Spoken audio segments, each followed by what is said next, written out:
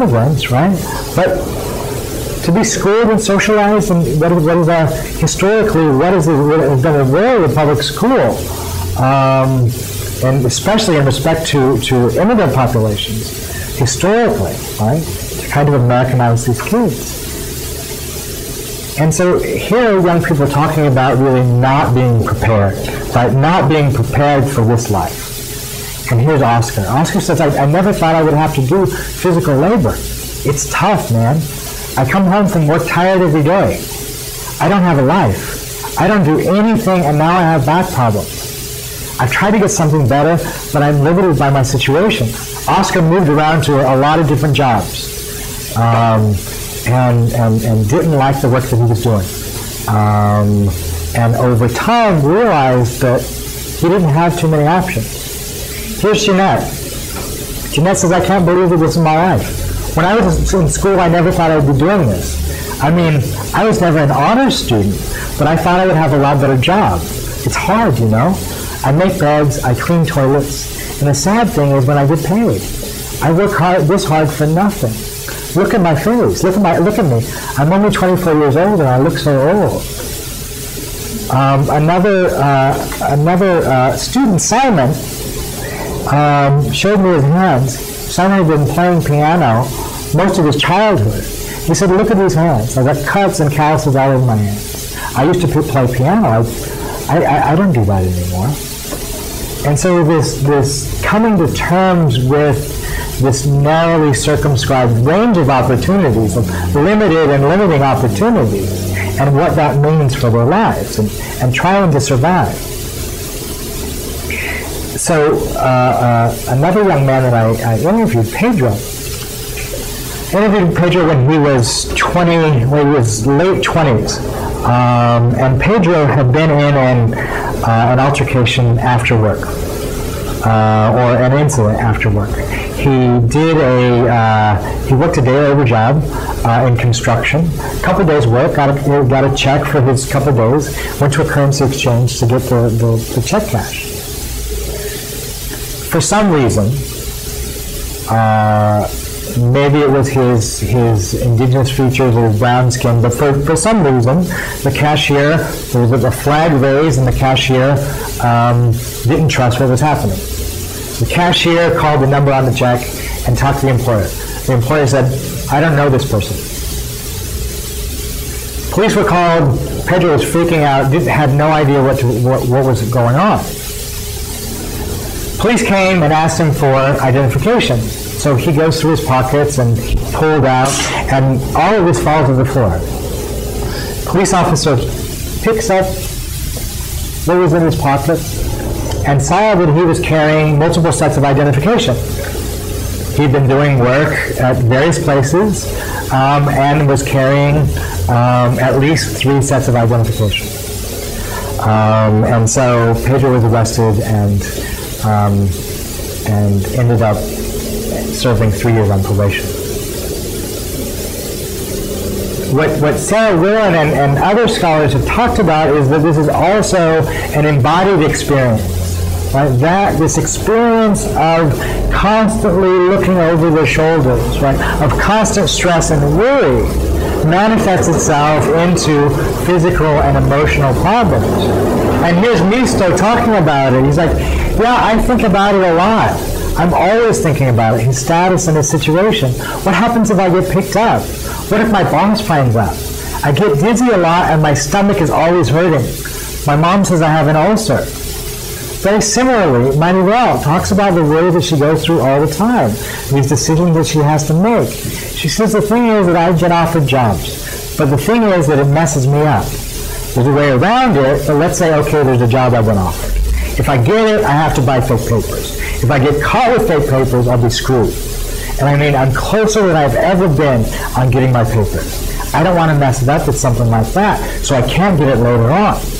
And so many in this predicament, not knowing whether to go forward or to go backwards, stuck in a perpetual state of limbo, right? Not wanting to drive, not wanting to work, not wanting to raise the attention of police or immigration agents and get in trouble. Sergio, who I talked about earlier, the 1957 Chevy guy, Sergio stayed clean for many years, and I followed him he was one of the first people that I met when I was doing this research. He only worked on weekends for an agency that sets up these jumping jacks for parties. So he only did that. He didn't drive, but his girlfriend had a kid, and he felt that he had to be responsible, and so he started working. Wasn't driving, he was getting a ride home from a coworker, this white skinhead guy with tattoos all over his head. And in Santa Ana, California, where young men and women are routinely profiled every day, police pulled the car over and found a bomb in the car, but more damaging, found a pipe bomb. And so under the Patriot Act, he served 3 years in prison and is probably near the end of that 3 years and will be deported. And so before I, from Seattle, cast this kind of gray cloud on this beautiful Northern California day, I want to talk about possibilities for divergence. I mentioned that I had interviewed 2 groups of young people, and I want to talk about the results. I want to share the results of some of the differences that I saw among those populations. And so just to kind of, this is what we've been talking about already, right? Is this protected status through childhood and moving through this transition to adulthood, adolescence and adulthood, triggers all of these legal limitations, working, driving, voting, bars, etc. Right? And so many of these young people go through this awakening, right? Not the American dream that they were told about, but really waking up to a nightmare, as one of my respondents said. And so the succession of blocked opportunities, fear, stigma, having to lie, feeling as though they had to lie and not trusting people, right? Having to make these micro-level decisions every day about who do I trust, who can I conceal, who can I reveal details about my status, and who, most of the time, concealing. And so, so some of the animation is not. So transition to adulthood. So for those young people that I interviewed who had gone to college or were in college, right, almost all of these young people across the board benefited or said that they benefited from supportive learning environments in school, right? Access to teachers or other adults in their schools that served as mentors, right? Trusting positive peer groups, and as a result, in smaller classes, in specialized academies within their schools that allowed them access to scarce information and resources. So you think about it, I was doing research in LA, and some LA schools, Belmont High School, for example, about 5,400 students went to Belmont High School before it got broken up, right? And imagine what that experience is like if you're not in honors or GATE or AP classes, right? And you're the 90 to 95% of the students who are in larger classes where student to teacher ratio is 35 to 40 to 1. My respondents who said that many of which didn't have contact with a college counselor until late into their junior year. So the benefits of being in smaller classes with teachers who served as mentors and were able to provide information about college. For these students, it's really critical, and this could very well be a story about a lot of urban youth, right, in our high schools. For these young people, it's critical. I talked earlier about this not wanting to talk to adults, and so a lot of us grow up in families where what's reinforced is that you don't talk about family secrets, you don't talk about family property, you don't talk about issues of immigration status to other folks, right?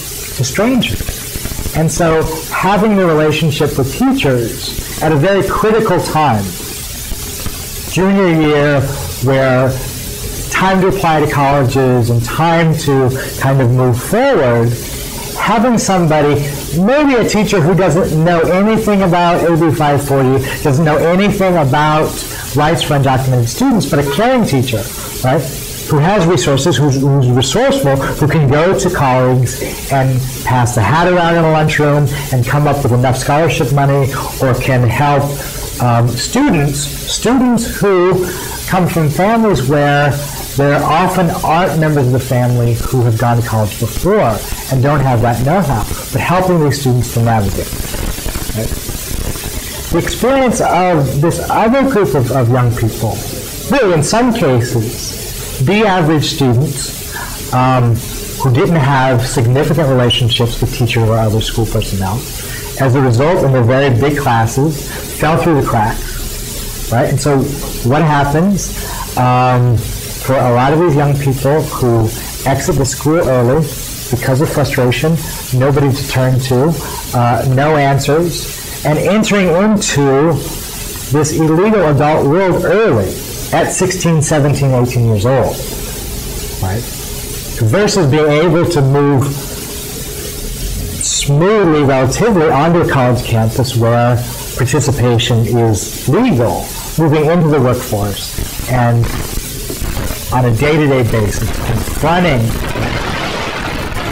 the little trusting adults, really left to fend for themselves. This is a group of young people, and I'm not slighting this other group who go to college. I'm not slighting them at all.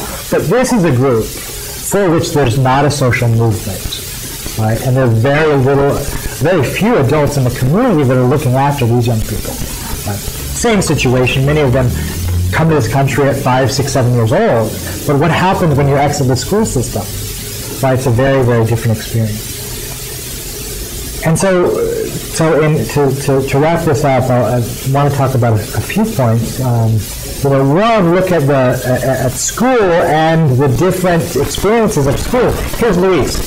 Luis says, I had help from counselors, from teachers, from the principal. They were helpful. They were my mentors. Any resources, any help that I need, I took the questions on writing, I took the statement, I took college application. Those were the people that I would go to. I'm sure I would not have gone to college if they hadn't been there. What is the key? What is the key to success in some of these high schools where graduation rate is around 50%, particularly look at Los Angeles Unified, right? And for Latino students, graduation rate is around 50% still. Here's Juan on the other hand. He says, not a lot of teachers focused on students. They were terrible. They wouldn't teach us. I wanted to go to college, but the counselor didn't let me know the requirements for four-year colleges. In California, this is crucial, right? I tried to go see them, but they didn't have time for me. A through G requirements, right? So this also shaped aspirations. And here's Rosalba. Rosalba says, I never had any doubts. It was ingrained that my only obligation was to go to school. Teachers have expectations that you're going to go. They help prepare you. So for me, I didn't even think about not going. For her, this was the path. Right? Similarly, for Nemo. Nemo is a young man who lives with his mom and two younger siblings. They share a room in their aunt's apartment. Nemo lives in Santa Ana, California, and commutes to Cal State Long Beach on the bus. More than 2 hours away each way. More than 2 hours each way. Right? Here he is, nothing stands in my way. I don't think giving up is an issue. I kind of want to start doing internships because then you have practice in the field. He's looking ahead, right? Looking ahead at a bright future. And then when you need to go on a real job, you're familiar with it. You need to learn how to plan for things. Nemo has benefited from a sponsor who has paid for his full tuition at the university, and he hasn't had to work.